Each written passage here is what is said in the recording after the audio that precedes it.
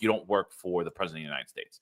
And that, I think, was the point. I think he's right about that. You know, all the other stuff, I'm going to say that, you know, Democrats fail on that part. But I thought those were two gems yesterday. Yeah, no, I did listen to it, but it did hurt to hear the left wing talking points about the whole mandate and stuff, because we're never going to clearly they'll never agree with that if you're on the left, because they believed in all that nonsense, even though, you know, they just throw science and facts to the wind sometimes with that. And I didn't like that answer that he gave either, but he's right about, he gave you a lot of answers politically of a guy who's been in office. He's done political service his whole life. He knows how to handle the police department. He knows this, he knows that. But then when he was the comptroller and he was also the borough president, what did he do with the police?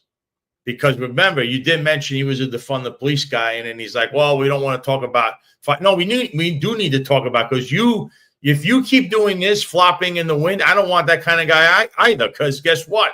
I think we're kind of arguing right now that the guy we elected as president does that. We don't like that. We want stability.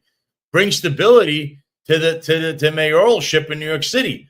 And that's why he is kind of right in that he got now Cuomo under his thumb, because if he indicts him, he's dangling this carrot in front of him, and Eric, who's basically his puppet. But that's why I say the one guy in the race who's not corrupted, has never been in office, he doesn't have ties to these people. He's not a MAGA guy per se, but he does agree with the base and will work with them because he's a Republican, was Curtis Lewa. But you have the same people that are supposed to be behind them that are funding Cuomo and Eric Adams behind the scene.